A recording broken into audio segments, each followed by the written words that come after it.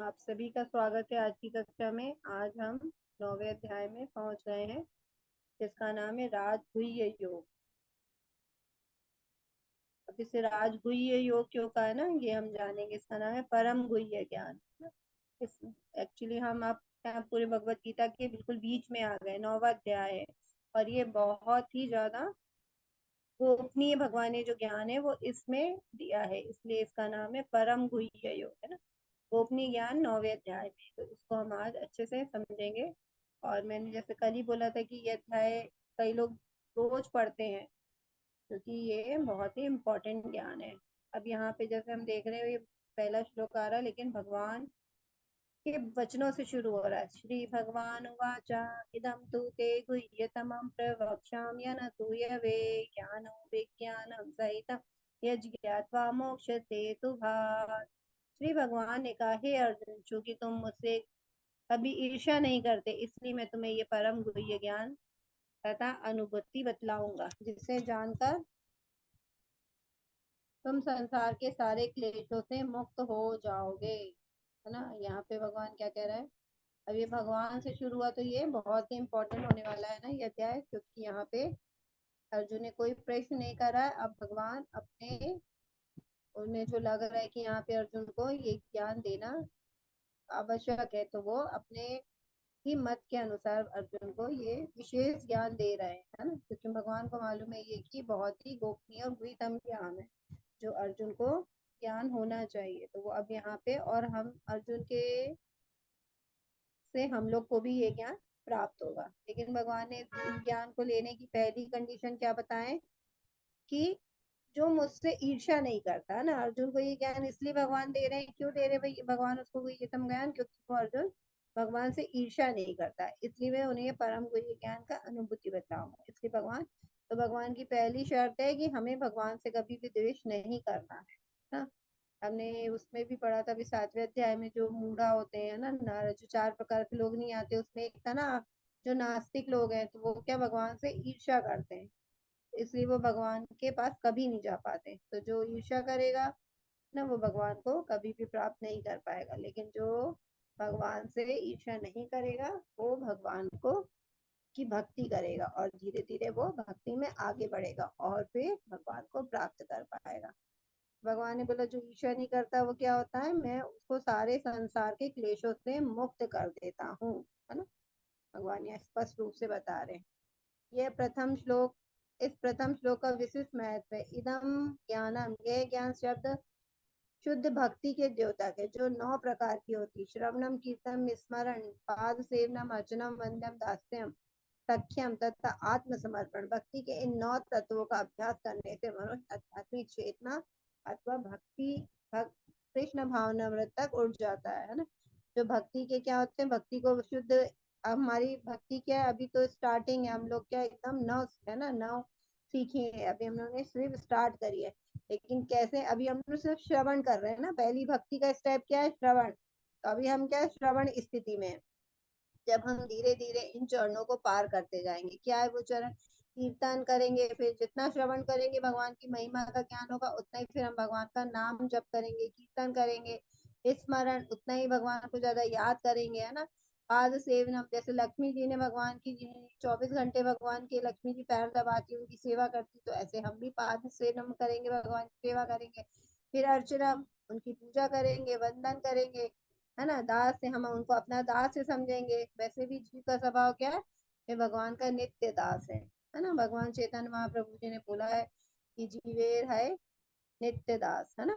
कृष्ण नित्य दास, तो हम भगवान के नित्य दास हैं। तो हम अगर जिसके अंदर ये भावना आ गई कि हम भगवान के दास हैं, तो वो मतलब वो भक्ति में आगे बढ़ता है। फिर सख्य, है ना, सख्य मतलब सखा रूप में, जैसे अर्जुन ने भगवान कृष्ण जी के सखा थे, और उन्होंने फिर उस रस में भक्ति करी, तो इसमें भी कर सकते। और आत्मसमर्पण, और सबसे उच्च भक्ति क्या है, जब हम धीरे धीरे स्टेप चढ़ते चढ़ते सबसे ऊपर पहुंच जाएंगे, मतलब जब हमारी मंजिल करीब होगी, तो क्या करना पड़ेगा हमें, सबसे अच्छी भक्ति क्या होती है, आत्मसमर्पण। मतलब हम पूरा की पूरा अपने भगवान, अपने आप को भगवान को समर्पित कर दे, है ना। जब हम इस दृढ़ विश्वास में, मतलब हमारी बुद्धि, हमारी चेतना उसमें आ जाएगी कि हम अब पूरे भगवान के, है ना, और भगवान मेरे, हम जो कुछ भी करेंगे भगवान के लिए करेंगे, है ना। हमारा खुद खुद का कुछ नहीं रह जाएगा, ना हमारा कोई रिश्ते नाते, ना हमें कोई राग ना द्वेष।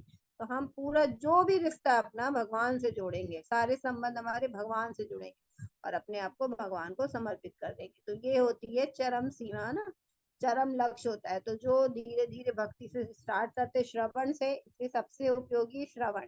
क्योंकि अगर हम श्रवण नहीं करेंगे तो हमारे जो हम भगवान की तरफ बढ़ने की जो हमारी सीढ़ियां हैं, जो चरण है हमारे ना, स्टेप है, हम कभी भी उस पे पैर ही नहीं रख पाएंगे। इसलिए पहली भक्ति होती है श्रवण। हमें हमें हमेशा हमें समय को बर्बाद नहीं करना चाहिए, हमें जब भी समय मिले भगवान के बारे में सुनना चाहिए।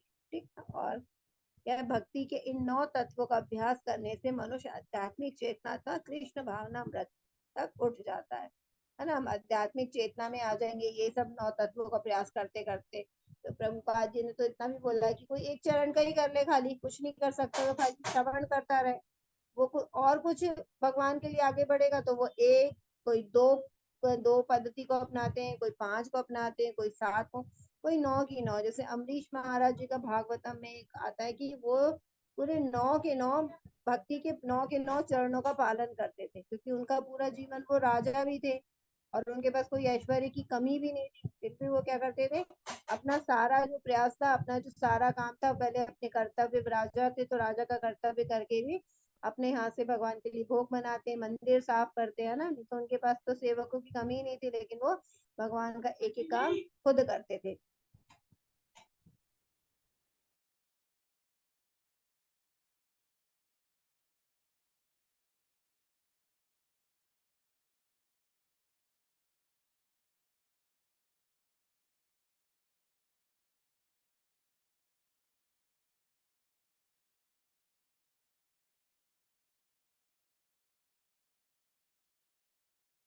हरे कृष्णा।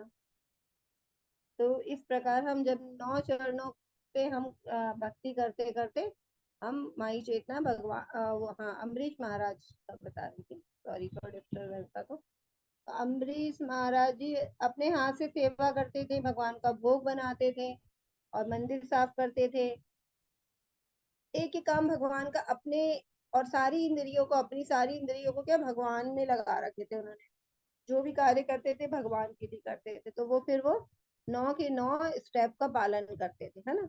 लेकिन हम अभी क्या कर सकते हैं, 9 के स्टेप में नहीं तो हम एक या दो पे चढ़ने का प्रयास करते हैं। मतलब हमने श्रवण को पकड़ लिया या कीर्तन को, कई लोग को सुनने से अच्छा भगवान के नाम जपना अच्छा लगता है तो नाम जपिए। कम से कम प्रभुपाद जी ने जैसे बोला है 16 माला, नहीं तो हम एक माला तो हमें जरूर करना चाहिए ना। तो हमें ऐसे अपने आप को थोड़े थोड़े धीरे करके भगवान की तरफ बढ़ना चाहिए। इस श्लोक का अनसूयवे शब्द भी अत्यंत महत्वपूर्ण है ना। बहुत शुद्ध विद्वान भी भगवत गीता के विषय में अशुद्ध व्याख्या करते हैं, क्योंकि वे कृष्ण के प्रति ईर्ष्या रखते हैं ना। हमने जाना है ना भगवान क्या बोलते हैं, मैं उसी को ये ज्ञान दूंगा जो मुझसे ईर्ष्या नहीं करते। अतः उनकी टीका व्यर्थ होती, केवल कृष्ण भक्तों द्वारा की गई टीका ही प्रमाणिक है। अब यहाँ प्रभुपाद जी हमने पढ़ा था ना कि भगवत गीता यथारूप क्यों दिया था।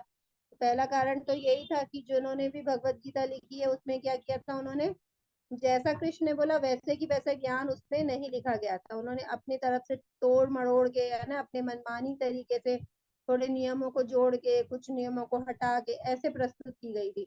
तो जो एक भगवान का जो मेन ज्ञान था वो कहीं ना कहीं पे वो मतलब टूट रहा था, है ना। तो इसीलिए, और दूसरा कारण क्या था कि जो भगवान से क्या करते थे, ईर्ष्या करते थे, और वो भगवान को उन्होंने भगवान के रूप में माना ही नहीं। तो वहां पे ऐसे कह दिया कि मतलब उन्होंने कि मतलब भगवान कृष्ण को, जैसे यहाँ पे श्री भगवान वाचा करते हैं ना, भगवान को, कृष्ण को भगवान मान के, तो वो भगवान ही नहीं मानते थे। तो उन्होंने ऐसे ही लिख दिया, मतलब ऐसे ही लिख दिया कि ये उन्होंने बोले, लेकिन किसने बोले ये उन्होंने व्याख्या ही नहीं करी है ना। तो ऐसे करके उन्होंने भगवान को भगवान ही नहीं माना। इसलिए हमें इसलिए कौन सी भगवत गीता पढ़नी चाहिए, जो भक्तों के द्वारा लिखी जाती है ना। लिखा केवल कृष्ण भक्त द्वारा की गई टीकाएं ही प्रमाणिक है।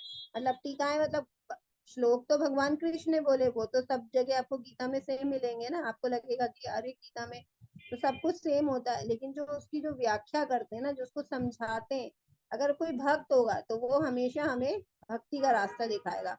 और कोई भक्त नहीं होगा, अगर कोई वो मतलब भौतिक अपने पैसे कमाने के लिए उसने लिखी, अपना नाम कमाने के लिए ना, उसकी कोई चाहत है तो हमें वो भी वो चाहत की तरफ, मतलब भौतिक इच्छा है उसकी, तो वो हमें भौतिक इच्छाओं की ही तरफ वो आगे ले जाएगा। वो हमें कभी भी, हम उसकी टीका पढ़ के कभी भी हम भक्त नहीं बन सकते।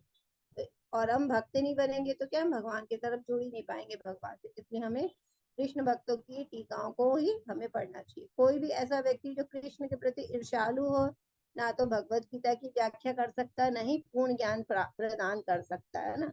जो भगवान से ईर्ष्या करता है तो वो भगवान की व्याख्या कर ही नहीं पाएगा, और वो भगवान के बारे में उसको ज्ञान भी नहीं होगा उतना। अतः ऐसी टीकाओं से सावधान रहना चाहिए। जो व्यक्ति ये समझते हैं कि कृष्ण भगवान है और शुद्ध तथा दिव्य पुरुष है, उनके लिए यह अध्याय लाभप्रद होगा, है ना। ये स्पष्ट रूप से यहाँ पे बताया गया है कि हम जो भगवान को भगवान मानेंगे और जब के बारे में अच्छे से ज्ञान लेंगे तभी हम भगवान के पास जा पाएंगे। अब यहाँ पे सेकंड पे आते हैं, राज विद्या राजगुह्यम पवित्रमिदमुत्तमं प्रत्यक्षावागमं धर्म्यं सुखम कर्तुम अव्ययम्। ये ज्ञान सब विद्याओं का राजा है, जो समस्त रहस्यों में सर्वाधिक गोपनीय है। यह परम शुद्ध है और चूंकि ये आत्मा की प्रत्यक्ष अनुभूति कराने वाला, अतः यह धर्म का सिद्धांत, ये अविनाशी है और अत्यंत सुखपूर्वक संपन्न किया जाता है। अभी किसके बारे में बात की जा रही है? भक्ति के बारे में, है ना। भगवान क्या बोल रहे हैं? जो मेरे ज्ञान देने वाला, और वो ज्ञान काय का दे रहे हैं? भक्ति का ज्ञान दे रहे हैं। तो ये जो ज्ञान है ये सब राजा, ये सब विद्याओं का राजा है ना। हम जो भौतिक पढ़ाई करते हैं उससे तो ऊपर ही है ना। तो ये जो, उससे हम तुलना नहीं कर सकते उसकी। तो ये भक्ति का ज्ञान है। और ये जितनी भी हम अपने जो भौतिक दुनिया में पढ़ते हैं और जो और भी जो शास्त्र पढ़ते हैं उसमें भी इसी के बारे में, भक्ति के बारे में ज्यादातर बताई गई। तो ये जो ज्ञान है वो विद्याओं का राजा है और समस्त रहस्यों में अत्यंत गोपनीय। गोपनीय क्यों है? क्योंकि अभी हमने जाना ना, जो व्यक्ति ईर्ष्या करते हैं, जो भगवान को भगवान नहीं मानते, वो अगर ये पढ़ेंगे भी तो उनको ये रहस्य समझ में ही नहीं आएगा। तो भगवान क्या करते हैं, ऐसे लोगों के सामने अपने आप को क्या करते हैं, ढक के रख लेते हैं अपने गुणों को ना, क्योंकि मालूम है वो भक्त नहीं है। तो हमने, तो इसके बारे में, इसलिए भगवान अपने रहस्य को उनके सामने, मतलब अपने भक्तों के सामने अपने अपने उन मतलब गुणों को भगवान सामने नहीं बताते। और ये परम शुद्ध है, क्योंकि ये आत्मा की प्रत्यक्ष अनुभूति कराने वाला। जब हम भक्ति करते करते करते आत्म साक्षात्कार की स्थिति में चले जाते हैं ना, शुद्ध अनन्य भक्त बन जाते, तब हमें आत्मा की अनुभूति हो जाती है। और वैसे भी अगर भगवत गीता को जो भगवान ने बोलना शुरू किया तो सबसे पहले उन्होंने आत्मा का ज्ञान दिया था ना। इससे पहले हमने सिर्फ सुना था, लेकिन हम उसको अच्छे से मानते नहीं थे, है ना। क्यों नहीं मानते थे? क्योंकि हमें सही तरीके से आत्मा की क्या क्या होती है आत्मा, हम इसको जानते ही नहीं थे। अब जब भगवत गीता में हमने दूसरे अध्याय में इतना विस्तार से पढ़ा तो अब हमें समझ में आ गया कि हम शरीर नहीं है, हम आत्मा है। तो जब इस आत्मा के बारे में, हम भगवान के बारे में चिंतन करते करते आगे बढ़ेंगे तो हमें ये प्रत्यक्ष अनुभूति कराएगा आत्मा की। अतः ये धर्म का सिद्धांत है। क्यों? क्योंकि भगवान के द्वारा बोला गया। भगवान ने जो भी ग्रंथ बोले हैं ना, भगवान ने जो भी शास्त्र सारे क्या है, धर्म के सिद्धांत है। क्यों वो धर्म के सिद्धांत है? क्योंकि वो भगवान की वाणी है उन धर्म ग्रंथों में, है ना। तो वो धर्म करते हो, क्योंकि भगवान जो भी बोलते हैं वो धर्म के लिए बोलते हैं, धर्म की स्थापना करने के लिए बोलते हैं।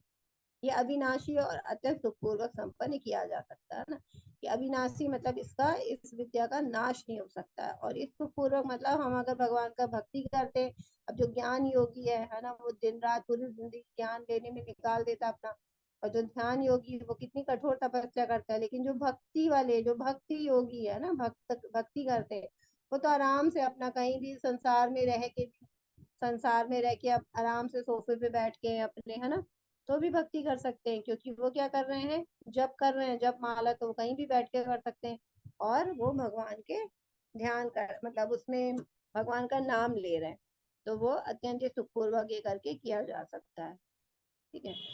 अब ये परंतु जो लोग भक्ति में श्रद्धा नहीं रखते, है ना, कुछ लोग भगवान पे विश्वास ही नहीं करते कि भगवान भी होते हैं, तो उनके लिए भगवान यहाँ पे बोल रहे हैं कि जो लोग भक्ति में श्रद्धा नहीं रखते वे मुझे प्राप्त नहीं कर पाते, अतः वे इस भौतिक जगत में जन्म मृत्यु के मार्ग पर वापस आते रहते। ठीक है ना।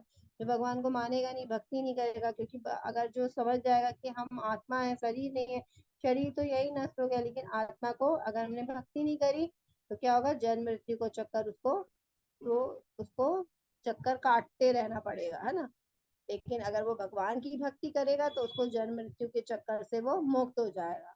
और कहाँ चला जाएगा, भगवत धाम चला जाएगा, और भौतिक जगत में उसको बार बार आने जाने की जरूरत ही नहीं पड़ेगी।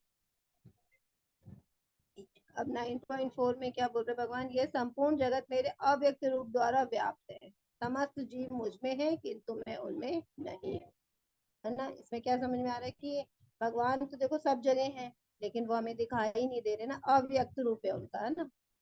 जो भगवान की भक्ति करेगा तो वो सब जगह अनुभव करेगा कि भगवान है, जो भक्ति नहीं करेगा तो वो कहेगा कि कहाँ भगवान है ना। इसलिए हम कभी हम पढ़ते हैं ना, कण कण में भगवान है, तो ये किसने, भक्तों के द्वारा ये ऐसी ऐसा बोला जाता है कि कण कण में भगवान है। जैसे प्रहलाद महाराज जी ने बोले कि खम्बे में भी भगवान है, उनका विश्वास था, तो भगवान ने उनके विश्वास को बनाए रखने के लिए वो खम्बे से भी प्रकट हो गया है ना। तो मतलब भगवान सब जगह है, लेकिन क्या है, वो खुद स्वतंत्र है, ऐसा नहीं है कि अभी वो आ, मतलब वो इस संसार में है अव्यक्त रूप में, लेकिन उनका एक खुद का भी धाम है ना, गोलोक धाम, जिसमें वो हमेशा नित्य लीलाएं करते हैं, है ना। तो भगवान का एक खुद का पर्सनल फॉर्म भी है, भगवान रूप। लेकिन अगर हम इस भौतिक संसार में देखेंगे तो यहाँ पे क्या है, हम जितने जीव प्राणी हैं, उनमें आत्मा के रूप में भगवान विद्यमान है, लेकिन भगवान का एक खुद का भी धाम है जो कि गोलोक धाम है। ठीक है, तो समस्त जीव मुझ में किंतु मैं उनमें नहीं, है ना। तो समस्त जीव कैसे भगवान में, भगवान सब जीवों में परमात्मा के रूप में, लेकिन मतलब भगवान ने सारी सृष्टि बनाई है ना, लेकिन उनमें नहीं है। कहने का मतलब, अगर वो नहीं, मतलब अगर वो द्वेष करते भगवान से, है ना, और वो अपने भगवान गोलोक धाम में रहते, जो मानते कि भगवान नहीं है, तो उनके लिए भगवान नहीं है। इस प्रकार हम मान सकते हैं कि संपूर्ण जगत में भगवान विद्वान।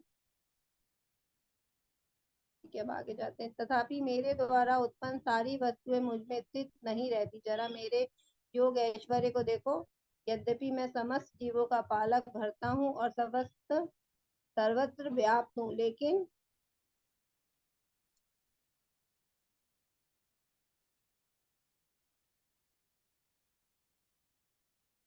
मैं इस बार विराट अभिव्यक्ति का अंश नहीं हूँ, मैं सृष्टि का कारण स्वरूप हूँ। जिस प्रकार सर्वत्र प्रभामान प्रबल वायु सदैव आकाश में स्थित रहती, उसी प्रकार समस्त उत्पन्न प्राणी को मुझ में ही स्थित जानो। भगवान यहाँ पे क्या बोल रहे हैं, ये सारी वस्तुएं जो भी हमें संसार में दिखती है, वो सब भगवान के द्वारा उत्पन्न होती है ना। सारी वस्तुएं मुझ में स्थित नहीं रहती है ना। लेकिन भगवान ने जैसे सब चीज भेज दी संसार में, लेकिन भगवान का खुद का भी धाम है, तो वो वहां रहते हैं, तो इसलिए वो संसार में हर चीज में नहीं रह सकते, है ना। जो मतलब मानता है भगवान है तो है, जो नहीं मानता है तो भगवान उनके लिए नहीं है। जरा मेरी योग ऐश्वर्य के देखो, क्योंकि भगवान जैसे तो हम दो जगह तो नहीं रह सकते ना, दो जगह के हम संसार में भी है और वहां भी है, लेकिन भगवान रह सकते। तो ये भगवान का ऐश्वर्य, योग ऐश्वर्य, कि वो सब कण कण में भी है भौतिक संसार में यहाँ पे, और वो अपने धाम में भी। कहते हैं सबस जीवों का पालक, क्योंकि भगवान ही सब जीवों का पालन कर रहे हैं, और भगवान ही क्या कर रहे हैं, सबका संहार भी कर रहे हैं। तो वो जन्म भी देते हैं, पालन भी करते हैं, और उसकी मृत्यु भी देते हैं ना। तो ये सब काम कौन करता है, भगवान करते हैं, और वे ही सब जगह सर्वव्याप्त है। तो और इसके लिए उदाहरण क्या दिया है, जिस प्रकार सर्वत्र प्रवाहमान वायु, जैसे वायु तो सब जगह रहती है ना आकाश में, जितनी जगह, कहीं ऐसी कोई ऐसी जगह नहीं जहाँ पे वायु नहीं है, तो वो सब जगह व्याप्त होती है। इसी प्रकार समस्त उत्पन्न प्राणियों को मुझ में स्थित जानो। जैसे वायु सब जगह रहती है, उसी प्रकार मैं भी सब जगह हूँ, जितनी भी प्राणियां हैं, सब मुझी से उत्पन्न जान, क्योंकि सबको भगवान ही उत्पन्न करते हैं। ये संपूर्ण विराट जगत मेरे अधीन है, ये मेरी इच्छा से बारंबार स्वतः प्रकट होता रहता, और मेरी इच्छा से अंत में विनष्ट होता रहता है। तो भगवान ने संसार को बनाया है ना। और हमने पढ़े थे कि ये संसार क्या है, भगवान के ही अधीन है। हमने पढ़े थे ना, अभी आगे एक एक श्लोक में भी पढ़ेंगे कि ये भौतिक प्रकृति पे जो नियंत्रण करता है, वो भगवान ही के नियंत्रण में रहती है भौतिक प्रकृति। तो ये मेरी इच्छा से बार बार प्रकट होता है। जब भगवान की इच्छा होती है तब ये प्रकट हो जाता है, और जब भगवान की इच्छा होती है जब वो विनष्ट हो जाता है, क्योंकि भगवान जन्म भी देते हैं और मृत्यु भी लेते हैं, हमारा संहार भी करते हैं। तो दोनों काम कौन है करने वाले, भगवान ही। इस श्लोक में भी यही बोला गया। मया मया दक्षिण प्रकृति सूयते स चराचरम हेतुनानेन कौन्तेय जगति परिवर्तते। हे कुंती पुत्र, यह भौतिक प्रकृति मेरी शक्तियों में से एक है और मेरी अध्यक्षता में कार्य करती है, जिसके सारे चर तथा अचर प्राणी उत्पन्न होते रहते हैं। इसके शासन में यह जगत बारंबार सृजित और विनष्ट होता रहता है। अब यहाँ पे वही चीज को भगवान आगे बता रहे हैं, उसके लिए अपनी शक्तियों के बारे में बता रहे हैं ना। भगवान की तो अनंत शक्तियां है ना, भगवान के पास तो अनंत शक्ति है। तो जो भौतिक प्रकृति है वो भी किसकी, भगवान की शक्तियों में से एक है ना। एक बोला है भगवान ने, मतलब भगवान के पास बहुत सारी शक्तियां, ये एक है। जैसे हम लोग जीव है, परा और अपरा प्रकृति की भगवान ने बात की, तो ये भी भगवान की शक्तियां। तो भौतिक प्रकृति, लेकिन ये किसके, भगवान इस मतलब इस भौतिक प्रकृति को बनाने वाला कौन है, भगवान स्वयं है। और उसका उस पे जो नियंत्रण करता है वो भगवान का नियंत्रण है। हमने जाने थे ना ये एक अध्याय में कि भगवान ने भौतिक प्रकृति को बनाया है, लेकिन भगवान इससे परे है ना, इसमें उलझते नहीं है। जैसे 3 गुण है प्रकृति के, भगवान इन तीनों गुणों को नियंत्रण करते हैं, है ना। उन तीनों गुणों के अंदर वो नियंत्रित नहीं होते कि वो तीनों गुण भगवान पे कंट्रोल करना शुरू कर दे। भगवान उन तीनों गुणों को, मतलब भौतिक प्रकृति को कंट्रोल करते हैं, जिससे सारे तथा अचर प्राणी उत्पन्न होते हैं। तो ये भौतिक सृष्टि की जब भगवान ने रचना की और फिर उसमें सारे प्राणी उन्होंने यहाँ पे भेजे, तो ये सब किसके द्वारा उत्पन्न हुए, भगवान के द्वारा के शासन में ये जगत बारंबार सृजित और विनष्ट होता रहता है।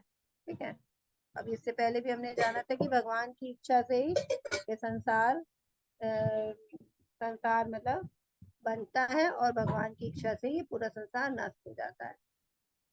अब जानन्ति मां मूढ़ा मानुषीं तनुमाश्रितं परम भावमजानन्तो ममाभूत महेश्वर। जब मैं मनुष्य रूप में अवतरित होता हूँ तो मूर्ख मेरा उपहास करते हुए परमेश्वर के दिव्य स्वभाव को नहीं जानते।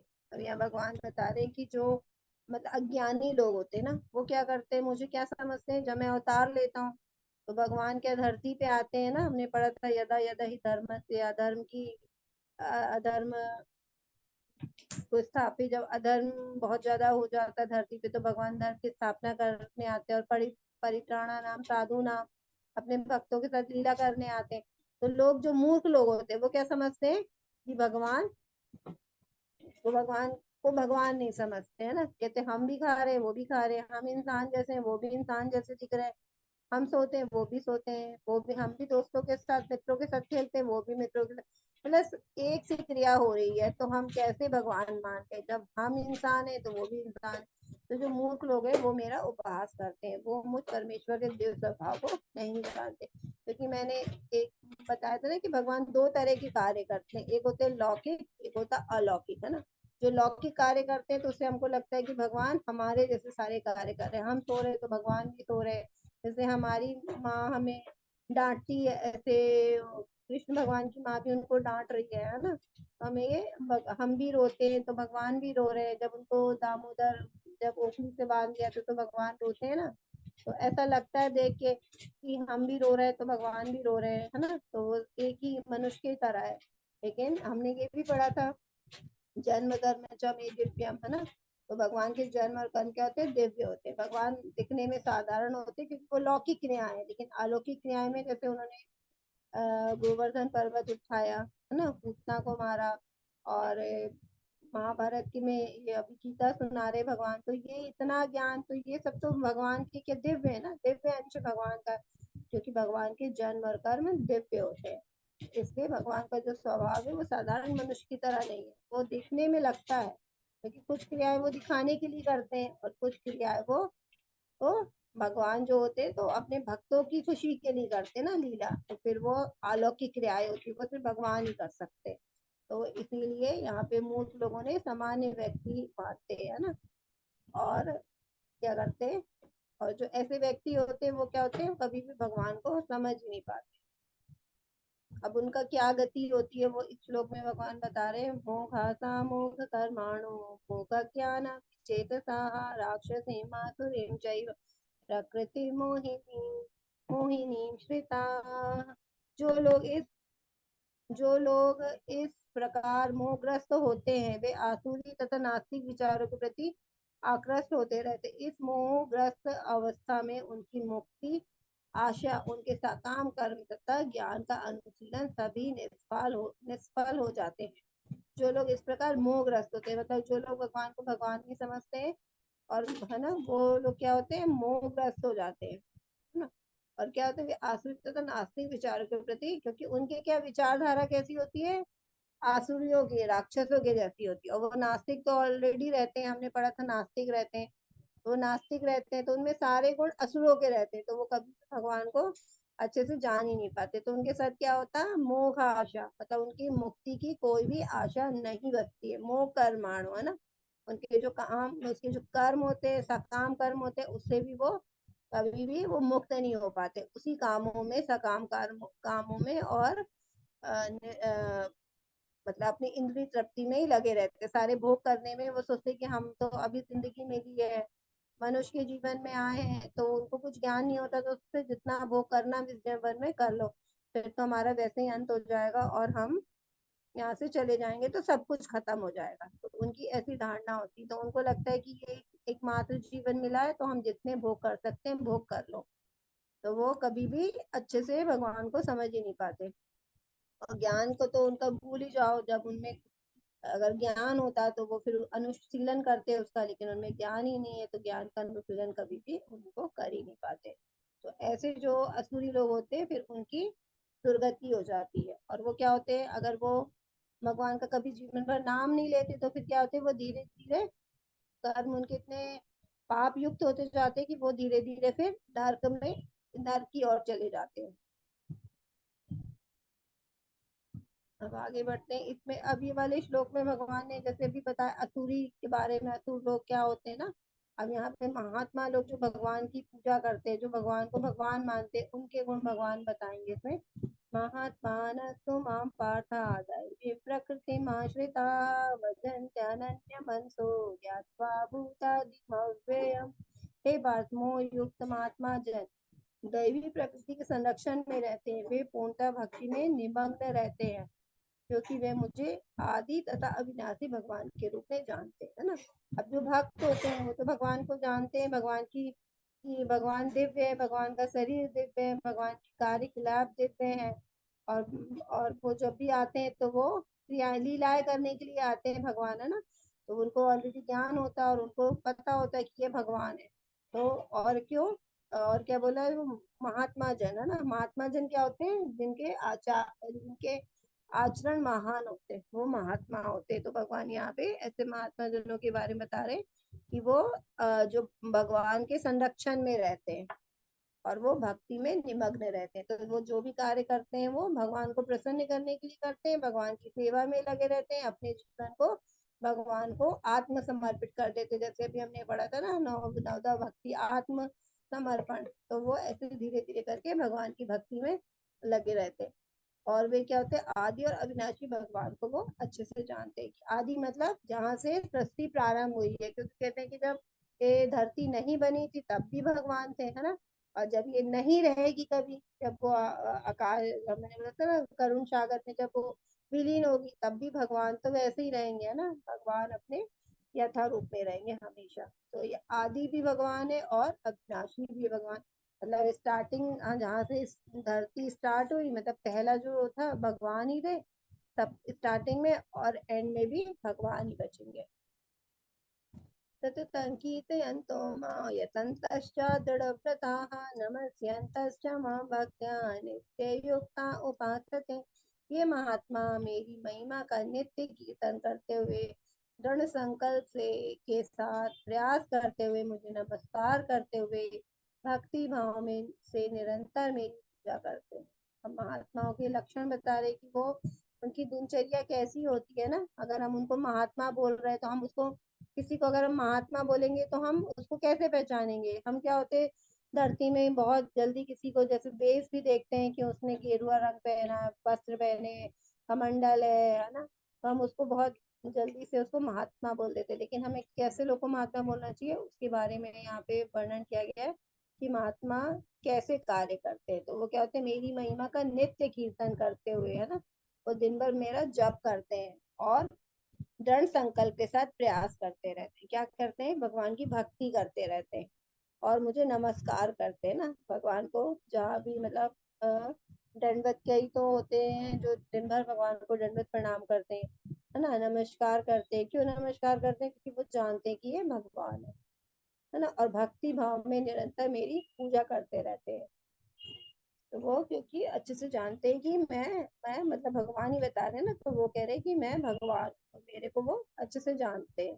ठीक है। अब जैसे हम यहाँ प्रभुपाद जी को देखेंगे तो हमने देखा था ना कि वो इतने 70 साल के थे, तब भी वो विदेश में जाके उन्होंने इतना, जहाँ पे बिल्कुल कोई कृष्ण को जानता नहीं था और उनके लिए इतनी स्थिति मतलब विपरीत परिस्थितियां थी। वहाँ ठंड बहुत होती है, अब इस एज में वहाँ जाना और वहाँ पे जाके, यहाँ पे तो यहाँ की ठंड से बहुत ज्यादा अधिक ठंड होती है, तो वहाँ की जब नए एकदम वातावरण में अपने आप को मतलब वहाँ पे स्थापित करना ना, वहाँ पे अपने आप को संभाल पाना नए वातावरण में, और फिर वहां जाके नए लोगों के बीच में जहाँ पे कोई कुछ नहीं जानता, जो कि सारे नियमों को, भारत जैसे कोई भी नियम नहीं है, संस्कार नहीं उनके अंदर, है ना, तो वो सारे नियमों को उन्होंने, भक्तों के सारे नियम को उन लोग को दिए, उनको भक्त बनाए। तो इतना उन्होंने अपने जीवन में संघर्ष किया। क्यों किया? क्योंकि वो चाहते थे कि हर कोई व्यक्ति क्या है, भगवान का अंश है, और हर व्यक्ति को भगवान कृष्ण की भक्ति करनी चाहिए, है ना। तो वो अपने उस प्रचार के लिए, है ना, अपने जीवन को उन्होंने, नहीं तो आराम से वृंदावन में रह के, जब वो एक मंदिर राधा दामोदर मंदिर में रह के जीवन अपना कर रहे थे, तब भी वो भागवतम लिख रहे थे। तो भी रह लेते आराम से, वही इतना अलग जगह जाने की क्या था ना, जरूरत थी। लेकिन वो प्रचार करने के लिए, तभी तो भगवान के नाम का प्रचार करने के लिए कोई तो व्यक्ति जाएगा उनका नाम लेके, भगवान का नाम लेके, भगवान को अपने लेके। इसीलिए वो तो वो उनका भी जो मतलब पूरा आचरण था, वो महात्मा थे वो भी, है ना। क्योंकि वो दिन भर उन्होंने जो कुछ भी किया भगवान को, भगवान के प्रचार के लिए किया, लोगों को भक्त बनाया ना, भगवान का नाम दिया उनको। कितने लोग हैं जो आज विदेशों में, जब हम देखते हैं ना कि हमारे जैसे वेशभूषा, मतलब हमारी जैसी भी नहीं, भक्तों जैसी वैष्णव वेशभूषा, धोती कुर्ता पहने, माला कंठी पहने, तिलक लगाए, देख के हाथ में माला झोली रखे ना, चोटी रख के, जो उनके तो कल्चर में कभी भी नहीं है ये सब चीजें, लेकिन वो फिर भी हमारे कल्चर को, वैष्णव कल्चर को फॉलो कर रहे हैं। तो देखिए कितना अच्छा लगता है ना कि देखो ये देसी होकर भी हमारे, और हमारे भारत में आज भी कितने सारे लोग हैं, सोचो, जो यहाँ पे आज भी वो नहीं जानते कि हमें कैसे भगवान के की भक्ति करनी है ना। तो इसीलिए मतलब प्रभुपाद जी ने बहुत बड़ा काम किया कि विदेश में भी जाके अपने भगवान का नाम भक्तों को मतलब दे के आए, और इतने सारे उन्होंने भक्त बनाए। आज बहुत अच्छे भक्त हैं वो, बहुत अच्छे से भक्ति कर रहे हैं, जो हम भी अभी तो स्टार्टिंग में यहाँ मतलब बहुत ही नियमों का मतलब बहुत ही दृढ़ता से पालन कर रहे हैं। अब यहाँ पे पिता हमस्य जगतो माता दाता पितामह, वेद्यम पवित्रम ओमकार यजुरेव च। मैं इस ब्रह्मांड का पिता, माता, आश्रय तथा पितामह हूँ। मैं ये जानने योग शुद्धि करता तथा ओमकार हूँ। मैं ऋग्वेद, सामवेद तथा यजुर्वेद भी हूँ। तो हम जानते हैं जैसे कि वेद होते हैं, हमारे वेद हैं, तो जो वेद है उसमें सब क्या है, भगवान है ना, भगवान की वाणी है। तो भगवान यहाँ पे खुद ही कह रहे कि और क्या है, मैं ब्रह्मांड का पिता हूँ। अब हम धरती को जब माता बोलते हैं तो फिर पिता भी तो कोई होगा ना, हम धरती की संतानें हैं, तो पिता कौन है? भगवान है। क्योंकि अगर हमें यहाँ इस धरती पे किसने भेजा है? भगवान ने भेजा है ना। तो ये जो हमारे भगवान के हैं, माता भी है, पिता भी है, और हम किसके हैं? भगवान के ही आश्रय में है ना, और पिता माँ भी है हमारे। और जानने योग, अगर हमें किसी को जानना है तो किसको जानना चाहिए? भगवान के बारे में सबसे ज्यादा जानना चाहिए ना, भगवान के नाम गुण लीलाओं के बारे में जानना चाहिए। इससे क्या, हमारी भक्ति बढ़ती जाती है। शुद्ध करता तथा शुद्धि करता तथा ओमकार, है ना। ओमकार हमने पढ़े थे, जो कोई भी मंत्र होता है वो ओमकार से शुरू होता है। और भगवान ने कहा था 7वें अध्याय में कि मैं ओमकार हूँ, है ना।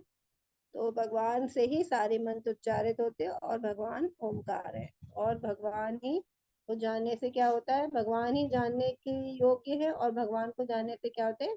हम शुद्ध बन जाते हैं। और सारे वेद भी कौन है? भगवान ही है। मैं ही लक्ष्य पालन करता स्वामी। अब भगवान यहाँ पे वही, हम अभी जैसे भक्ति योग में भक्ति हमारी कैसे बढ़ेगी ना, क्योंकि भगवान के बारे में हम जानेंगे तभी भक्ति बढ़ेगी। तो भगवान अपने बारे में बतला रहे, जैसे हमने 7वें अध्याय में देखा था ना कि भगवान ने बताया था जो विभूति है जल का स्वाद है, और ये जो सामर्थ्यों का सामर्थ है, बलवानों का बल है, वो मैं हूँ। तो अब मतलब उसी को भगवान और मतलब आगे बढ़ा रहे हैं यहाँ पे, तो अपने बारे में और भी विस्तार से बता रहे हैं। मैं ही लक्ष्य हूँ, पालन करता हूँ, स्वामी हूँ, साक्षी हूँ, धाम हूँ, है ना। तो भगवान ही हमारे पालन करता है, पालन भगवान ही कर रहे हैं। और हमारे लक्ष्मी भगवान ही होना चाहिए, तभी हम भगवान के पास जा पाएंगे। ये साक्षी है, क्योंकि हमारे जो अंदर जो हृदय में हमारे परमात्मा के रूप में है, वो साक्षी है। हम जो भी कर रहे हैं, कभी कभी होता है ना, हमें लगता है कि चलो हम ऐसा कुछ काम कर रहे तो लगता है चलो किसी ने देखा नहीं, अच्छा हुआ, है ना। या चलो कोई नहीं देख रहा तो हम ऐसा कार्य कर ले। लेकिन कोई सोचना चाहिए कि हमें, भले ही कोई व्यक्ति ना देखे, लेकिन भगवान परमात्मा के रूप में हमारे अंदर बैठा, वो हमारे सारे क्रियाकलापों को देख रहा है ना। जैसे सीसीटीवी कैमरा होता है ना, अगर कोई घर में नहीं है कैमरा लगा है तो वो सब चीज रिकॉर्ड हो रही है उसके अंदर, है ना। इसी प्रकार भगवान भी साक्षी है, वो सब चीज देख रहे हैं हम क्या कर रहे हैं।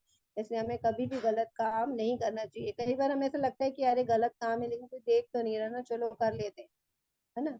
लेकिन भगवान तो सब चीज के साक्षी हैं, इसलिए हमें सारे, और जो हमारे कर्म है उसी के हिसाब से फल भी देने वाले कौन है, भगवान है। तो हम किसी से भी कर्म छुपा ले, लेकिन भगवानों से अपने कर्मों को नहीं छुपा सकते।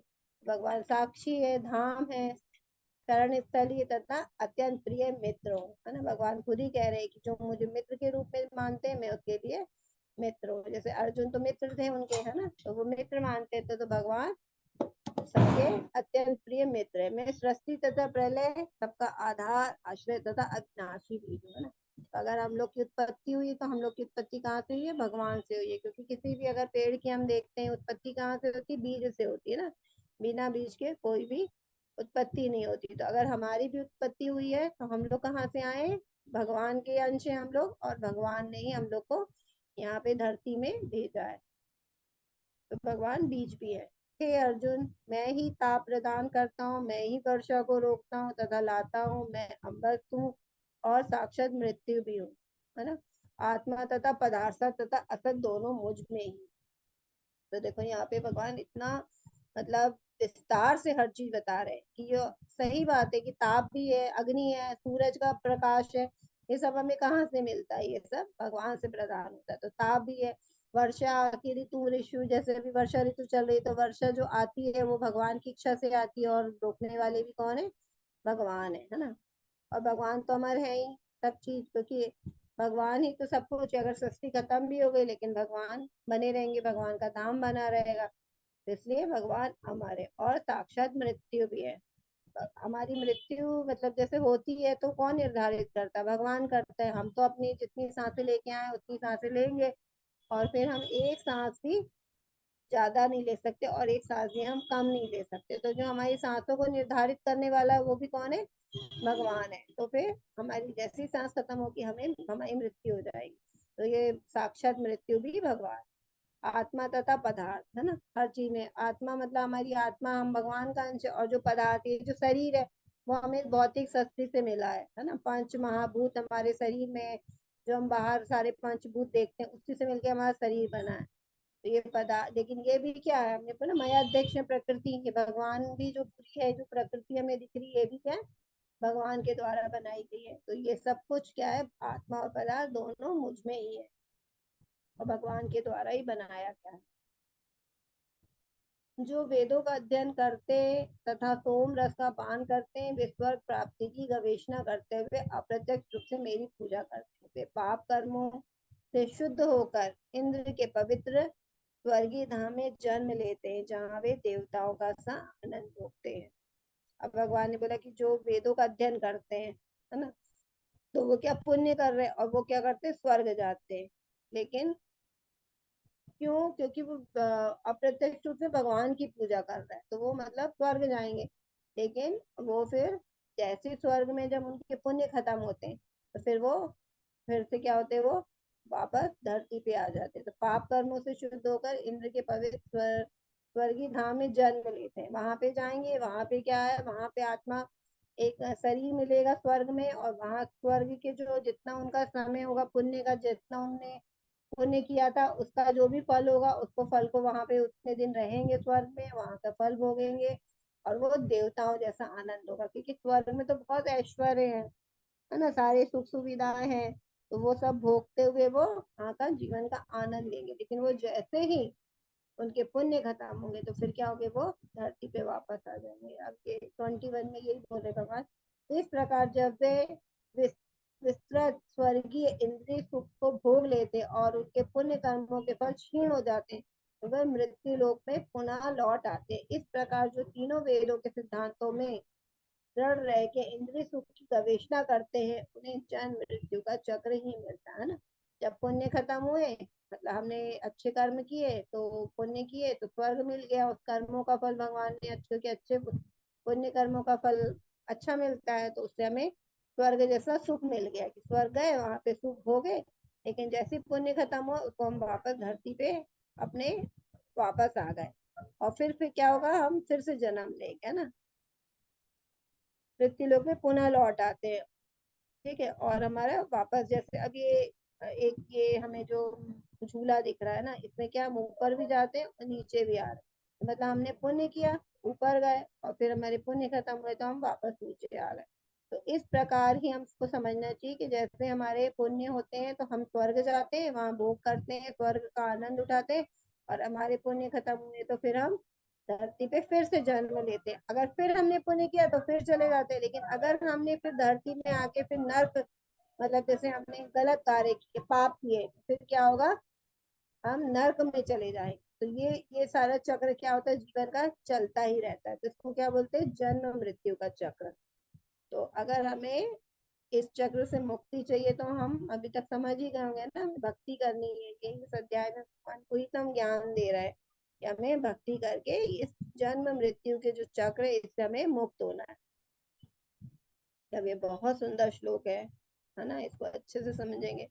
अनन्याश्चिन्तयन्तो ये जना पर्युपासते तेषां नित्यभियुक्तानां योगक्षेमं वहाम्यहम्। किंतु जो लोग अनन्य भाव से मेरे दिव्य स्वरूप का ध्यान करते हुए मेरी पूजा करते हैं, उनकी जो आवश्यकताएं होती है उन्हें मैं पूरा करता हूँ, और जो कुछ उनके पास है उसकी मैं रक्षा करता हूँ, है ना। अनन्यास चिंतयन्तो माम, क्या बोल रहे भगवान कि जो मेरे को बहुत ही चिंतन करते हैं मेरा, है ना, जो मेरे अनन्य भक्त है, जो मुझे दिन भर चिंतन करते हैं, उसके लिए क्या हूँ मैं, जब वो मेरा चिंतन करते हैं तो भगवान भी उनको याद रखते हैं ना।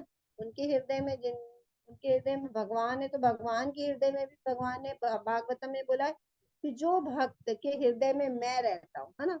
मतलब ऐसे तो सभी जीवित प्राणियों के बीच में भगवान है ना, लेकिन हम माने भी तो उस चीज को कि हमारे अंदर भगवान है। तो जो भक्ति करता और जो मानता है, दिव्य भाव से मानता है, तो अनन्य भाव से जो भगवान को मानता है कि भगवान मेरे हृदय में बैठे, तो भगवान के हृदय में भी ऐसे भक्त विराजमान होते हैं, है ना। भागवतम में ये बहुत बोली है कि जो मेरे भक्त हैं, जो जिनके हृदय में मैं वास करता हूँ, तो मेरे हृदय में भी वो भक्त वास करते हैं। तो ऐसे हैं भगवान। और यहाँ पे क्या कह रहे हैं कि जो मेरी अनंत भक्त है, तो क्या होते हैं, मैं उनका पूरा पूरा ध्यान रखता हूँ, है ना। और कैसे रखता हूँ मैं उनका पूरा ध्यान, कि उनकी जो भी आवश्यकताएं होती है उनको मैं पूरा करता हूँ, और जो भी उनको जरूरत होती है ना, आवश्यकताएं, वो मैंने पूरा किया, और जो उनके पास है पहले से है उनके पास, उसकी मैं रक्षा करता हूँ। तो यहाँ पे भगवान अपने और अपने भक्तों के संबंध के बारे में बता रहे हैं कि अनन्य भक्त कैसा होता है। अब यहाँ पे ऐसा लगता है ना कि भगवान तो हम कई भक्त होते हैं जिनकी तो भगवान क्या है, सब इच्छाएं पूरी कर नहीं रहे हैं, है ना। तो उसको समझना चाहिए कि जो भक्त बहुत प्रेम करते हैं भगवान से, उनको क्या होता है, भगवान ध्यान रखते हैं। और किस चीज का ध्यान रखते हैं, जो उनकी भक्ति के लिए अनुकूल होती है वो देते हैं, और जो प्रतिकूल होती है वे नहीं देते। हमें ऐसा लगता है कि जो अनन्य भक्त है वो भी तो आज एक नॉर्मल जिंदगी जी रहे, बहुत पैसा नहीं है, लेकिन उनको इच्छा ही नहीं है ना, वो तो भगवान का प्रेम चाहते हैं। तो जो भक्ति उनको जो भक्ति कर रहे हैं, तो जो भक्ति के लिए अनुकूल होता है, उनकी जिस जिस चीजों को पाने से उनकी भक्ति बढ़ती है ना, वो चीज भगवान देते हैं, और जो उनकी भक्ति विनष्ट करती है उसको वो नहीं देते, है ना। अगर भक्त मांगता भी है ऐसी चीज जो उनके भक्ति के अनुकूल नहीं है, क्योंकि एक भक्त तो उतना नहीं जानेगा ना, मतलब भगवान तो जैसे माता पिता होते हैं, कौन सी चीज बच्चों के लिए उपयोगी और कौन सी नहीं है। अब अगर मान लो एक बच्चे को किसी चीज की बीमारी है, तो वो उससे संबंधित चीज नहीं देंगे ना। किसी चीज से एलर्जी होती खाने से, जैसे कई लोग को दही खाने से एलर्जी होती है ना, बहुत जुकाम लग जाती है, तो बच्चा कितना भी बार दही मांगेगा, माता पिता नहीं देंगे। और अगर वो बाहर कहीं जाएगा किसी दूसरे के घर में, तो वो दे देंगे, है ना। क्यों दे देंगे? क्योंकि उसको उसकी चिंता नहीं है, लेकिन माता पिता को हमेशा उनकी चिंता रहती है कि ये किसी भी तरह बीमार ना पड़े, है ना, को परेशानी ना हो। तो वो पूरी तरह से अपने बच्चों का ख्याल रखते हैं। तो इसी प्रकार जो अभी हमने पढ़ा ना माता पिता, तो भगवान भी हमारे क्या माता पिता है, हमारा पूरी तरह एक माता पिता की तरह भगवान ध्यान रखते हैं। तो इसीलिए जो हमारे भक्ति के अनुकूल होती वो सब चीजें नहीं देते भगवान, है ना। और वही चीज देते हैं जिससे उनकी भक्ति और आगे बढ़े। और जिससे भक्ति नष्ट होती है वो भगवान उन भक्तों को कभी नहीं देते। जैसे योग क्षेमम बहाम्य भगवान ने इस श्लोक में बोला है, तो भगवान भक्ति की रक्षा करते हैं, है ना, भौतिक चीजों की रक्षा नहीं करते। योग क्षेमम बहाम्य मतलब कि मैं उन चीजों की रक्षा करता हूँ। तो जो भगवान की भक्ति करते हैं, तो जो भक्ति बढ़ेगी उसकी रक्षा करेंगे, और भौतिक चीजों के लिए नहीं बोला है यहाँ पे। तो कई लोग होते हैं इसको मतलब समझ लेते हैं कि अरे हम कुछ भी करेंगे तो भगवान हमारी रक्षा करेंगे, क्योंकि हम माला जप कर रहे हैं, है ना। तो फिर ऐसा लगता है कि अरे हम इतनी माला जप कर रहे हैं, भगवान के भक्त हैं, फिर भी तो हमारी इतनी सारी इच्छाओं को भगवान पूरी नहीं कर रहा है। कभी कभी भक्तों के मन में भी ऐसे प्रश्न आ जाते हैं। तो फिर उसके लिए यहाँ पे भगवान ने स्पष्ट किया है कि जो भक्ति जो बढ़ेगी उस चीज के लिए वो उस चीज की रक्षा करेगी। ठीक है, अब आगे बढ़ते हैं। ये अन्य देवता भक्ता यजन्ते श्रद्धयान्विता तेपि मामेव कौन्तेय यजन्ता विधि पूर्वकम्। हे कुंती पुत्र, जो लोग अन्य देवताओं के भक्त हैं और उनकी श्रद्धा पूर्वक पूजा करते, वास्तव में वे मेरी ही पूजा करते, किंतु ये त्रुटिपूर्ण ढंग से करते हैं। अब यहाँ पे हमने भगवत गीता में कई बार समझा है कि जो देवी देवता है वो क्या होते हैं, भगवान के पार्षद होते हैं, है ना। तो अगर हमें कुछ चीज हम देवी देवता के पास जाते हैं अपनी भौतिक इच्छाओं की, और ज्यादातर देख रहा हम लोग सब जाएंगे ना, तो देवी देवता के पास हमेशा कोई ना कोई इच्छा लेके जाते हैं अपनी, है ना। कि जैसे हमें विद्या चाहिए तो सरस्वती माता जी के पास गए, है ना। और बल चाहिए तो सूरज भगवान के पास गए, है ना। हमें सुहाग चाहिए तो पार्वती माता जी के पास गए, शंकर जी की पूजा कर रहे हैं। और भी बहुत सारे हैं देवी देवता, है ना। तो अब जैसे पानी वर्षा नहीं होती तो इंद्र देवता के लिए यज्ञ हवन करते हैं कि इंद्र महाराज जी बाबा बारिश करो, है ना। जब कभी कभी बारिश के सीजन में तो बारिश शुरू ही नहीं होती। तो इस प्रकार हम देवी देवता के पास जाते हैं अपनी कोई कामना को लेकर।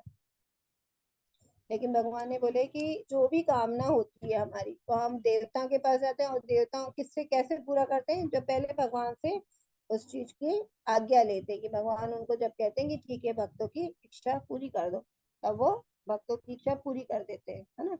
तो वो बोले कि जो श्रद्धा भी जो होती है, और भगवान ने 7वें अध्याय में कहा था कि जो भी हम देवी देवता के प्रति श्रद्धा होती है उसको स्थिर मैं करता हूँ। तो भगवान हमारी भक्ति को भी स्थिर करते हैं। जबकि हमें देवी देवता से जो भी चीज मिलती है ना, ये भौतिक दुनिया का सुख मांगते हैं हम, तो वो क्षणिक होता है, वो शाश्वत तो होता नहीं है। और भगवान जो हमें देते हैं वो जो मिलता है हमें भगवान से, वो शाश्वत होता है। इसलिए वो कह रहे हैं कि भले ही देवी देवता के पास जा रहे हो तो ठीक है, लेकिन वो थोड़ी वो मेरी ही पूजा हुई है ना। क्योंकि वो मेरे ही पास आते हैं वापस भगवान भी, लेकिन वो क्या है त्रुटिपूर्ण ढंग से होती। तो इसलिए हमें डायरेक्ट क्या भगवान के पास जाना चाहिए, और जो भी इच्छा है अपनी वो हमें भगवान से ही पूरी करनी चाहिए। हरे कृष्णा। तो ये जनते विधि पूर्वक का मतलब ये गलत तरीके से होती है भक्ति, है ना। जैसे मान लो एक पेड़ है, हमने अगर उस पेड़ की जड़ में पानी नहीं डाला, और हमें पत्ती में डाल रहे हैं, फूल में डाल रहे हैं, फल में डाल रहे हैं, तो ये तो सबसे गलत तरीका हुआ ना। तो क्या इससे अगर हम जड़ में पानी नहीं दिए तो क्या पूरा पेड़ एकदम मतलब स्वस्थ रहेगा, है ना। लेकिन अगर हमने जड़ में पानी डाल दिए तो पूरा पेड़ में हमें अलग से पत्ती में अलग से फल में ये सब में डालने की जरूरत ही नहीं है। क्योंकि अगर हमने जड़ में दे दिया तो पूरा पेड़ अच्छे से स्वस्थ रहेगा, पोषित रहेगा, है ना। उसमें फल भी बनेंगे, फूल भी बनेंगे, फल भी आएंगे, तो ये सब चलता रहेगा। तो हमें इसी प्रकार कृष्ण भगवान की भक्ति करनी है। क्योंकि देवी देवताओं की जो भक्ति होती है वो त्रुटिपूर्ण ढंग से होती है। अब और यहाँ पे एक बहुत इंपॉर्टेंट बात भगवान बता रहे, यान्ति देवव्रता देवान् पितॄन् यान्ति पितव्रताः भूतानि यान्ति भूतेज्य यान्ति मद्याजिनोऽपि माम्। जो देवताओं की पूजा करते हैं वे देवताओं के बीच जन्म लेंगे। जो पितरों को पूजते हैं वो पितरों के पास जाते हैं, जो भूत प्रेतों की उपासना करते हैं वे उन्हीं के बीच जन्म लेते हैं, और जो मेरी पूजा करते हैं वो मेरे साथ निवास करते हैं। तो ये बहुत अच्छे मतलब बात भगवान ने बताई। इसलिए देवी देवता की पूजा हमें क्यों नहीं करनी चाहिए, क्योंकि अगर हम देवी देवता की पूजा करेंगे तो हम देवताओं के लोग जाएंगे, है ना। और अभी हमने पढ़ा ब्रह्म लोक, स्वर्ग, जो सभी देवता रहते हैं वहां पे, ये सब क्या है, हम ऊपर जाएंगे और पुण्य करके जाएंगे, वहां भोग भोगेंगे, लेकिन फिर क्या होगा, फिर नीचे आ जाएंगे, है ना। पुण्य क्षीणे पुण्य, फिर स्वर्ग, हम फिर जैसे हमारे पुण्य क्षीण होंगे फिर हम धरती पे आ जाएंगे। तो स्वर्ग भी क्षणिक है, स्थायी नहीं है। तो हमें क्या करना है, भगवत धाम जाना है, तो इसके लिए हमें भगवान की पूजा करना पड़ेगा। क्योंकि जो देवताओं की पूजा करते हैं देवताओं के बीच में जाते हैं, जो पितरों की पूजा करते हैं वो पितरों के पास जाते हैं। अब जैसे फिर कई लोग बोलेंगे तो क्या हम पितरों का, हमारे घर में जो बुजुर्ग थे जो पहले, तो उनकी पूजा नहीं करनी चाहिए, है ना। करनी चाहिए, लेकिन मेन पूजा किसकी करनी चाहिए, भगवान की करनी चाहिए। जैसे अभी पितृपक्ष आ रहा है तो उनको बराबर पानी देना चाहिए, उनको ब्राह्मणों को भोजन कराना चाहिए। लेकिन हम क्या है, हमेशा किसकी पूजा करना चाहिए, निरंतर भगवान की पूजा करनी चाहिए, है ना। भगवान कृष्ण की, अगर भगवत गीता में तो एक जगह ये भी लिखा है कि अगर जो अनन्य भक्त होते हैं, मतलब जो बहुत ही ऊपर भक्ति में चले जाते हैं, वो खाली भगवान की पूजा करते हैं, तो उनको सब चीज की भक्ति का फल मिल जाता है। उनको अलग से कोई भी देवी देवता को या पितरों की या जो भी कोई भी पूजा अलग से करने की जरूरत नहीं है ना। उसमें भक्ति अपने जो एक नियम लेते हैं कि हम इतना काम करेंगे भक्ति का, भगवान को प्रसन्न करने के लिए प्रसाद बनाएंगे, इतनी माला करेंगे, अगर वो इतना कर रहे हैं तो फिर उनको अलग से और भी अपनी जिंदगी में और कुछ भी अलग से करने की जरूरत नहीं है। क्योंकि वो उनको अपनी भक्ति में ही भगवान के लिए, मतलब जो भी कार्य वो भगवान के लिए कर रहे हैं, तो वो इतना ठीक है। पितरों की भक्ति करे तो पितरों के पास जाएंगे। और प्रेतों की उपासना, कई लोग होते हैं ना जो अज्ञानी, हमने पढ़ा, असुर लोग होते हैं, वो प्रेतों की भी उपासना करते हैं ना। अघोरी लोग को हमने देखा है। तो जो प्रेतों की उपासना करेंगे तो वो प्रेतों की ही योनि में जाएंगे, और जो मेरी पूजा करते वो मेरे धाम आएंगे, मेरे साथ निवास करेंगे। तो ये बहुत अच्छे से हमें समझना चाहिए ना कि हमें किसकी पूजा करनी है। ये हमें यहाँ से हमें क्लियर हो जाता है अच्छी तरह से कि हमें किसकी भक्ति करनी है। अब यहाँ पे बहुत प्यारा श्लोक आ रहा है, पत्रम पुष्पम फलम तोयम यो मैं भक्त्या प्रयच्छति तदहम भक्ति उपरुतम अस्नामि प्रयतात्मना। यदि कोई प्रेम तथा भक्ति के साथ मुझे पत्र पुष्प फल तथा जल प्रदान करता तो वो मुझे स्वीकार, मैं उसे स्वीकार करता। अब भगवान कह रहे भक्ति करो, लेकिन भक्ति कैसे करना ना, तो उसके लिए भगवान एक रास्ता बता रहे हैं कि मेरी भक्ति में क्या करो, ऐसा करो, मुझे एक पत्ता चढ़ा दो, है ना, एक फूल, एक एक मांग बोल रहे भगवान, ये भी नहीं कह रहे कि बहुत सारा चढ़ा दो। मतलब अगर हमारे पास सामर्थ्य है, हम अच्छे पैसे वाले हैं, हम कर सकते हैं, तो हमें जरूर करना चाहिए भगवान का। ये नहीं कि हम बहुत अगर अच्छे से हम खुद तैयार हो रहे और भगवान को हमने बोला कि एक पत्ती चढ़ा दो तो हो गया, है ना, ऐसा नहीं है। उनका भी अच्छे से करना चाहिए। लेकिन भगवान क्या बोल रहे हैं, एक पत्ते में भी मैं खुश हूँ, है ना। पत्र मतलब तुलसी पत्र, जब हम तुलसी पत्र चढ़ाते हैं तो वो भगवान को तुलसी माता तो सबसे ज्यादा प्रिय है, तो वो उसी में प्रसन्न हो जाते हैं। पुष्प चढ़ा दिए, फल चढ़ा दिए, है ना।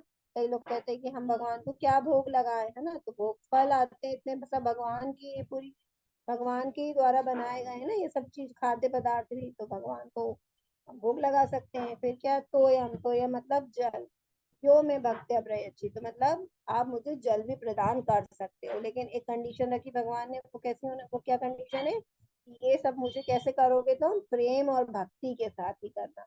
अगर हम प्रेम और भक्ति के साथ एक फूल, एक पत्ती, थोड़ा सा जल, जल तो अगर कोई किसी भी तरह से सामर्थ्य नहीं है, तो जल तो सबके पास होता है ना, तो भगवान को उसी में तुलसी पत्र डाल के उसका भी भोग लगा सकते हैं, है ना। तो भगवान उससे भी प्रसन्न हो जाते, क्योंकि वो भक्ति से कर रहा है, प्रेम से कर रहा है ना, किसी को दिखाने के लिए नहीं कर रहा है, या किसी का मतलब जबरदस्ती बिना श्रद्धा में फॉलो कर रहा है कि वो भी करता है तो मैं भी करूँ, ऐसा नहीं। हमारे अंदर उसके लिए प्रेम और भक्ति होना चाहिए, तो फिर भगवान उसको स्वीकार करते हैं। तो और भगवान ने बोला भी था ना तीसरे अध्याय में कि मेरा जो अन्य है, जो अपने को भोग लगा के नहीं खाता तो वो पाप खाता है। और जो मुझे भोग लगा के भोजन करता उसको मैं सारे पापों से मुक्त कर देता हूँ। तो इसलिए हमें हमेशा भगवान को अपनी यथाशक्ति के हिसाब से जो भी हमारे पास है, कुछ नहीं तो हम पानी, थोड़ा सा नहीं तो एक फूल, या हम थोड़े से फूल, या फिर हम फल, जो हमारे पास उपलब्ध है। नहीं है तो तुलसी का गमला तो सब हमारे पास होता ही है, वहां से हम सुबह एक पत्ती वहां से लेके चुन के हम भगवान के चरणों में समर्पित कर सकते हैं, तो इसमें भी भगवान बहुत प्रसन्न हो जाते हैं।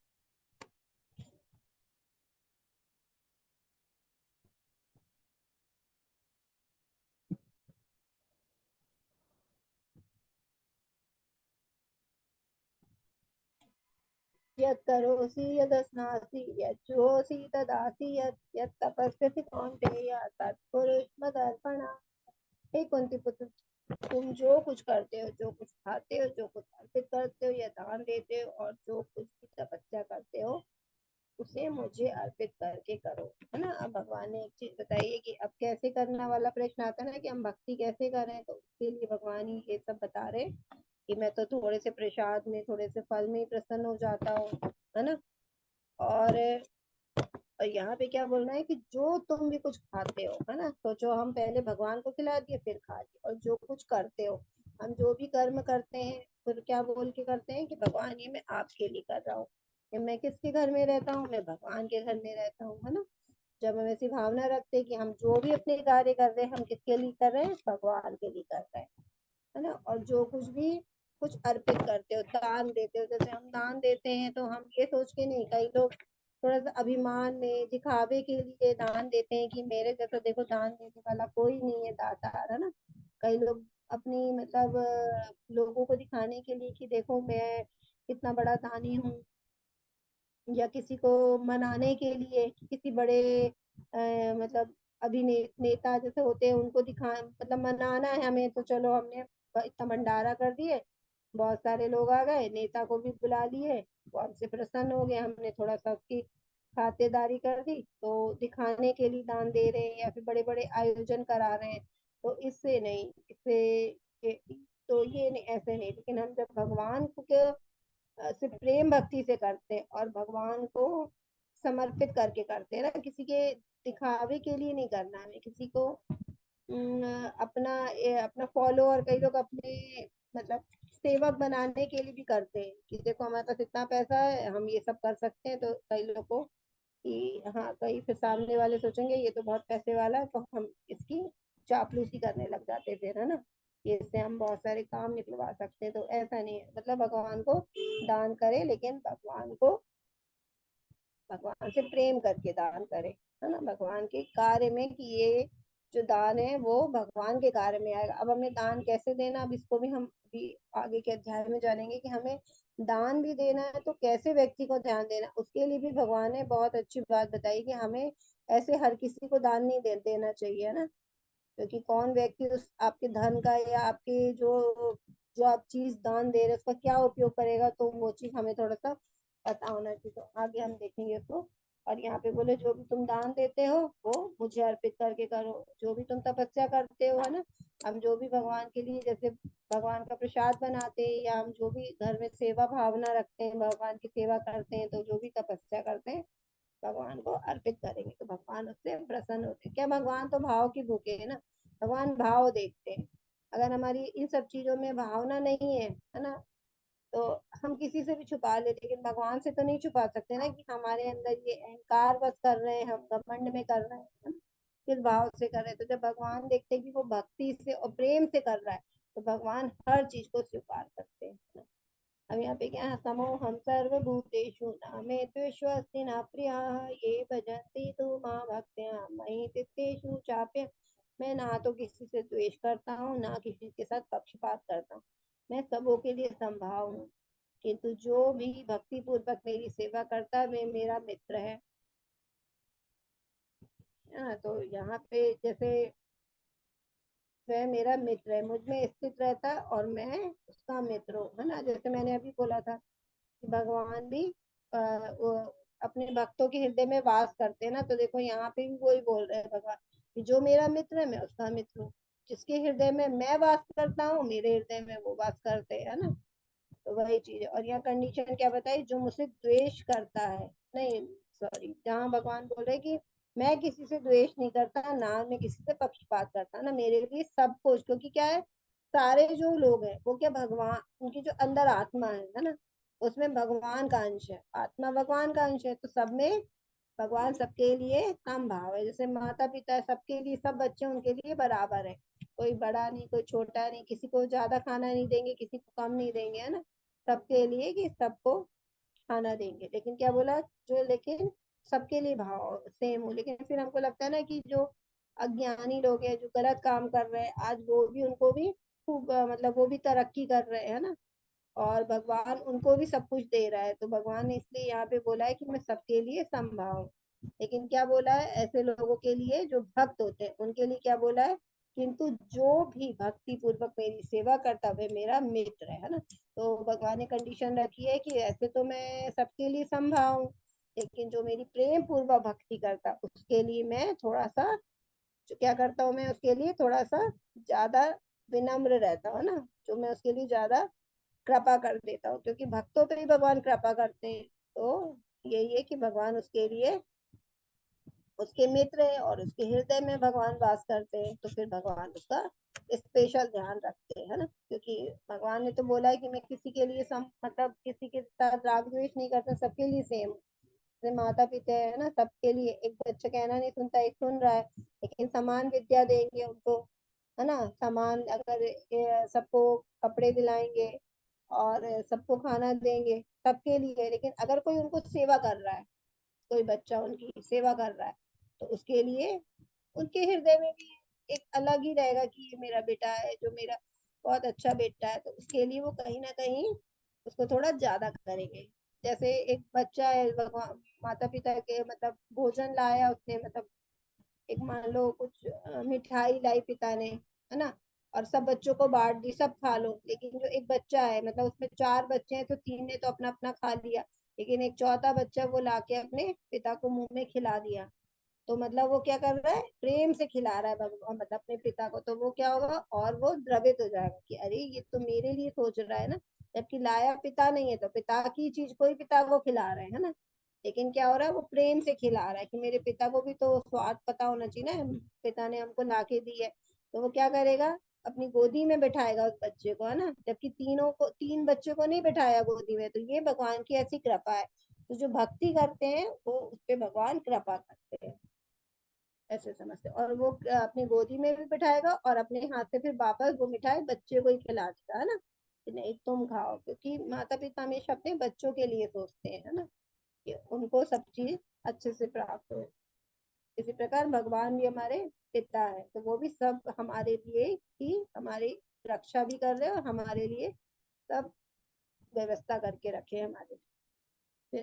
अपि चेत्सु दुराचारो वैष्णवानन्यभाक् साधुरेव समन्तव्य सम्यक् व्यवस्थितो हि सः। यदि कोई जघन्य से जघन्य कर्म करता है, किंतु यदि वह भक्ति में रत रहता है तो उसे साधु मानना चाहिए, क्योंकि वह अपने संकल्प में अड़िग रहता है। तो अब यहाँ भगवान क्या कह रहे हैं कि कभी कभी क्या होता है, भक्तों से भी गलतियां हो जाती है ना, क्योंकि वो भक्ति करना आज प्रारंभ किया, लेकिन उसके जो पुराने कर्म थे उसका फल उसको मिलेगा, तो उसका फल पाप में मिलेगा।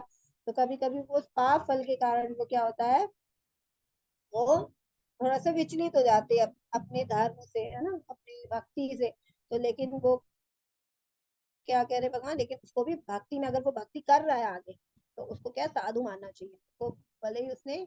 और ये भी बताया भगवान ने कि अगर हम कितने भी पापी हों, लेकिन हम अगर भक्ति करेंगे तो भगवान हमेशा हमको स्वीकार करेंगे। कभी कभी हमारे मन में आता है ना कि अगर आज हमको भगवान के बारे में इतना ज्ञान हुआ तो आज हम भक्ति करें, लेकिन पुराना क्या, हमने तो क्या करके आए हमें नहीं पता, और आज से पहले जब हमें भगवान, हम भक्त नहीं थे, हमने कैसे कैसे कार्य किए होंगे ना, बहुत सारे कार्य ऐसे होंगे कि जो नहीं करने थे लेकिन हमने किए हैं, तो उसके लिए क्या करें। तो भगवान यही बोल रहे हैं कि जगन्य से जगन भी अगर उसको कर्म करता है, अपना या तुमने कोई भी कर्म कर लिया हो, तो उस चीज को अब मेरे ऊपर छोड़ दो, क्योंकि भगवान चाहेंगे तो सारे पापों को क्या होगा, 1 मिनट में भस्म कर देंगे हमारे, है ना।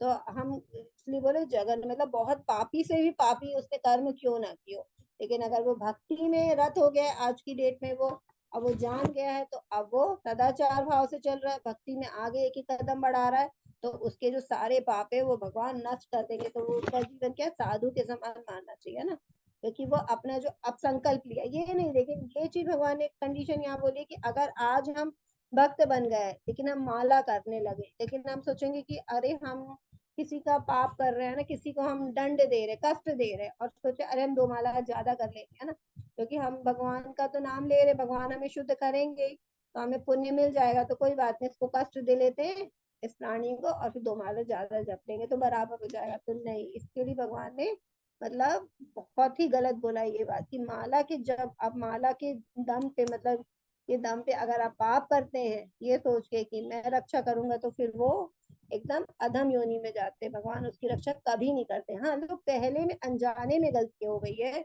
लेकिन अब वो भक्ति में आगे बढ़ रहा है तो उसके लिए भगवान ने बोला है कि वो घोर से घोर पापी क्यों ना रहा हो, इतने भी पाप किया हो, लेकिन अगर वो भक्ति में आगे बढ़ रहा है तो उसको साधु मानना चाहिए, क्योंकि अब वो मेरी भक्ति में आगे ही बढ़ेगा, है ना।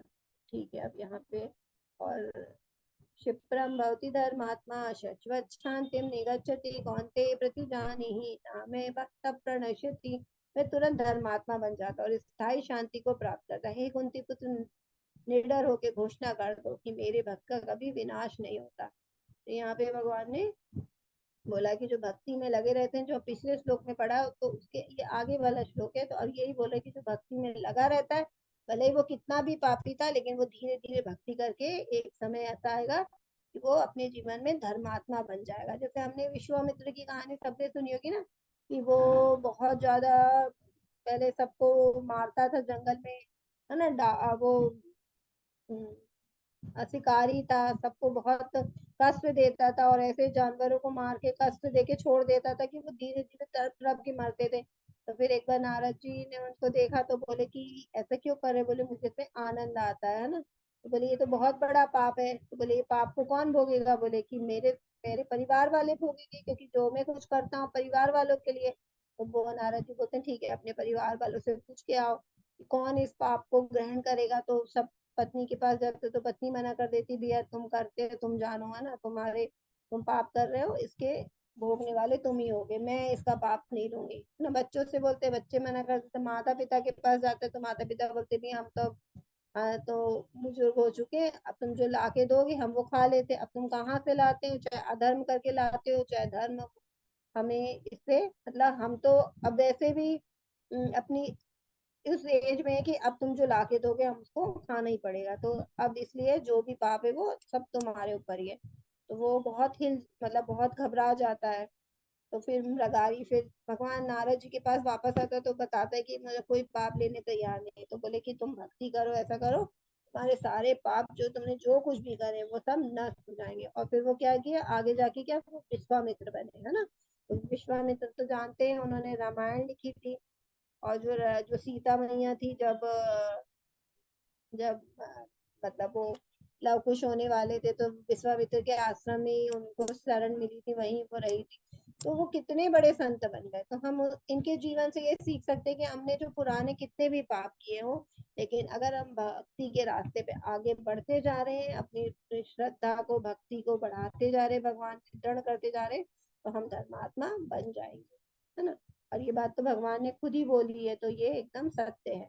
यदि और वो स्थायी शांति को प्राप्त करता है। कुंती पुत्र निडर होकर घोषणा कर दो कि मेरे भक्त का कभी विनाश नहीं होता। अब भगवान ने यहाँ खुद क्यों घोषणा नहीं करी, है ना, क्योंकि भगवान कहते हैं कि क्या होता, मैं अपने अगर मुझे कोई मतलब जैसे अपन देखते हैं ना, भगवान को कोई जैसे शिशुपाल ने भगवान को गालियां दी थी, लेकिन भगवान वो सहन कर लेते। लेकिन अगर किसी कोई व्यक्ति उनके भक्तों को कष्ट देता है तो फिर वो भगवान वहां से वो चीज नहीं सहन करते। भगवान मतलब अपने ऊपर उन्होंने सहन कर लिया, लेकिन भक्तों पे कोई संकट कोई देता है तो उसको भगवान सहन नहीं करते, है ना।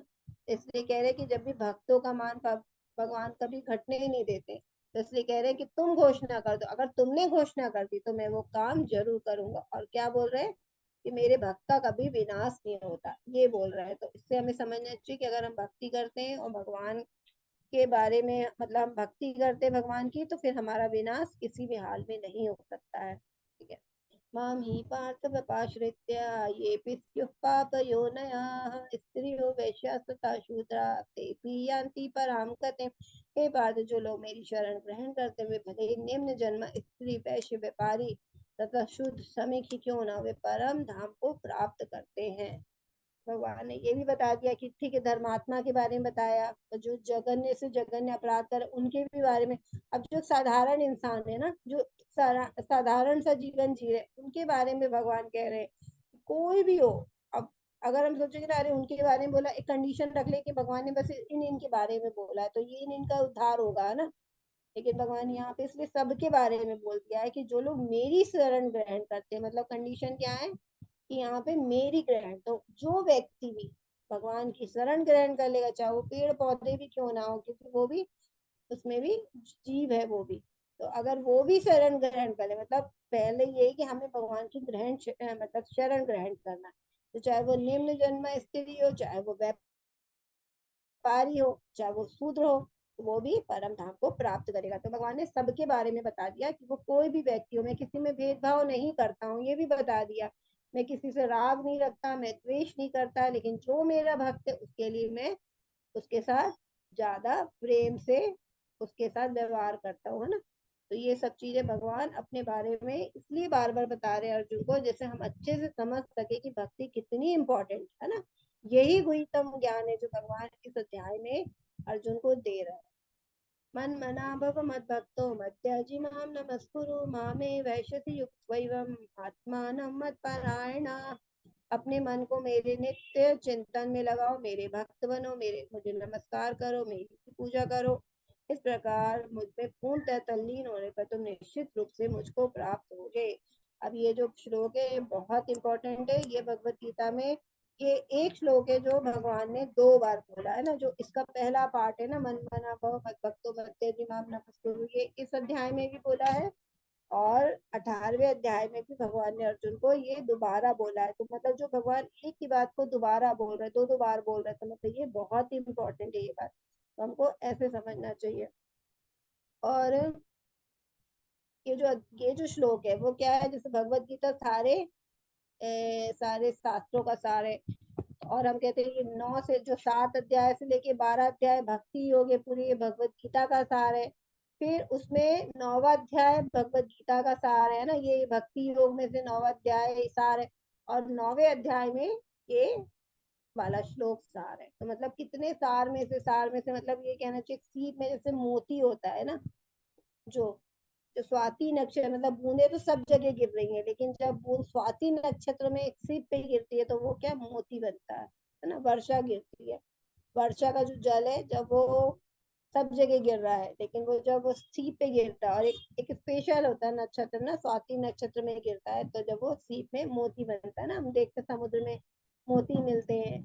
तो ये उस मोती की तरह है कि जो बहुत ही हमारे लिए मतलब समझने हमें समझना चाहिए, ताकि हम भगवत भक्ति की ओर बढ़ सके। अपने मन को मेरे नित्य चिंतन में लगाओ, है ना।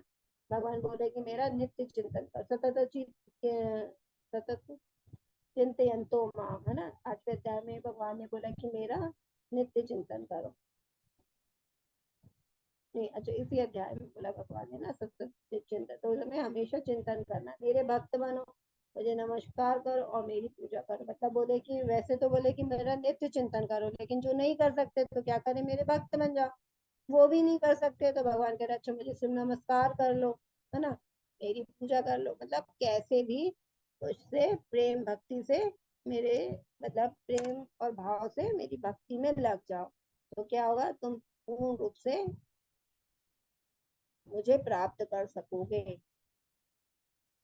अब यहाँ प्रभुपाद जी ने क्या बोला इस अध्याय के बारे में जानते हैं ये, क्योंकि श्लोक का आखिरी, इस अध्याय का आखिरी श्लोक था, तो इसलिए हमने बोला ये मतलब, और बहुत ही सार गर्भित है, तो अच्छे से अगर हमने इसी को एक श्लोक को ही, हम इतने श्लोक है, मतलब भगवत गीता में 700 श्लोक है, 700 श्लोक में से कुछ श्लोक बहुत ही महत्वपूर्ण है। तो उन महत्वपूर्ण में से अगर बहुत सारे जो महत्वपूर्ण है उनमें से हम एक महत्वपूर्ण श्लोक को और एक महत्वपूर्ण श्लोक के अर्थ को ही अगर हमने अपने जीवन को समझ लिया, उसमें चिंतन किया और हमने उसको अपनी जिंदगी में स्वीकार कर लिया, तो भगवान के बताए हुए जो मतलब मार्ग है उस पे हम चल दिए, तो हम निश्चित रूप से भगवत धाम जाएंगे। सोचो इतनी सारी चीजें, उसमें से हमने एक चीज, तो ये वही चीज बताई, इस सार में से, इस सार में से, इस सार में से ये जो श्लोक है वो सबसे सार वाला है। तो अगर हमने इस श्लोक को ही समझ लिया अच्छे से और इसको ही अपने जीवन में अपना लिया, तो हम हमेशा, हम तब भी भगवान को प्राप्त कर लेंगे। इस श्लोक में स्पष्ट है कि इस भौतिक जगत से छुटकारा पाने का एकमात्र साधन कृष्ण भावनामृत है, लेकिन कृष्ण तत्व को न जानने के कारण भाष्यकार कृष्ण को छुपाते हैं और उनको उनके मन या शरीर से पृथक बताते हैं। यद्यपि ये कृष्ण तत्व के प्रति मेरी अज्ञानता है ना, हम मानते हैं कि भगवान का शरीर अलग है, भगवान की आत्मा अलग है, जैसे हमारा शरीर अलग है और आत्मा अलग है, लेकिन भगवान का शरीर और आत्मा एक है। और हमारी इंद्रियां जैसे अलग अलग इंद्रिया अलग अलग कार्य करती है, लेकिन भगवान की सारी इंद्रियां क्या, कोई भी इंद्रिय कोई भी कार्य कर सकती है ना। जैसे हम भगवान को भोग लगाते हैं तो भगवान के आंखों से ग्रहण कर लेते हैं, है ना। अब हम तो आंखों से नहीं खा सकते ना, लेकिन भगवान खा सकते, क्योंकि हम लोग की जो काम के लिए जो इंद्री बनी है तो वो वही कार्य करेगी, लेकिन भगवान का शरीर दिव्य है, उनकी इंद्रियां दिव्य है, तो वो किसी भी इंद्री से कोई भी कार्य ले लेते हैं। लेकिन जो मूर्ख होते हैं, अज्ञानी लोग होते हैं, वो सब चीज मानते हैं कि उनका शरीर के अलग है और सब कुछ अलग है जैसे हमारा है, ऐसे भगवान नहीं है, वो उनकी अज्ञानता के कारण है। किंतु कुछ लोग जनता को भ्रमित करके धन कमाते हैं ना, बहुत सारे लोग हैं जो सच्चाई नहीं बताएंगे, है ना। साधु संत बन गए हैं, अपने फायदे के लिए, धन लाभ के लिए ये सब कार्य कर रहे हैं, लेकिन जो मेन मतलब जो सार है, मतलब वेदों का, भगवान श्री कृष्ण ही भगवान है, वो चीज नहीं बताते है ना, वो छुपा के रखते। अतः कृष्ण को कृष्ण अतः मनुष्य को कृष्ण के आदि रूप में मन को स्थित करना चाहिए, उसे अपने मन में यह दृढ़ विश्वास करके पूजा करने में प्रवृत्त होना चाहिए कि कृष्ण ही परम है। कृष्ण की पूजा के लिए भगवान भारत में हजारों मंदिर है जहाँ पर भक्ति का अभ्यास किया जाता है। जब ऐसा अभ्यास हो जाता है तो मनुष्य को चाहिए कि कृष्ण को नमस्कार करे, उससे अर्च विग्रह के समक्ष नतमस्तक होके मनसा वाचा कर्मणा हर प्रकार से प्रवृत्त होना चाहिए। इससे वह कृष्ण भाव में पूर्णतः तल्लीन हो सकता है, इससे ये कृष्ण लोक को जा सकेगा। उसे चाहिए कि कपटी भाष्यकारों के बहकावे में ना आए, उसे श्रवण कीर्तन आदि नवदा भक्ति में प्रवृत्त होना चाहिए। शुद्ध भक्ति मानव समाज की चरम उपलब्धि है। तो यहाँ पे प्रभुपाद जी ने अच्छे से समझा दिया कि हमें क्या करना चाहिए, कृष्ण के बारे में ही मन में सोचना चाहिए, जो बोलना चाहिए, है ना, मनसा वाचा कर्मणा, तो मनसा मन में भी कृष्ण को रखना चाहिए, अपने शब्दों में भी कृष्ण को रखना चाहिए, और हमारे कर्म भी कैसे होने चाहिए, कृष्ण के लिए होना चाहिए। तो फिर हम हर प्रकार से क्या है, भगवान तक पहुंच जाए। आज हमारा 9वां अध्याय खत्म हो गया है। आप सभी को धन्यवाद, और आपको कोई भी प्रश्न अगर हो तो आप लोग पूछ सकते हैं।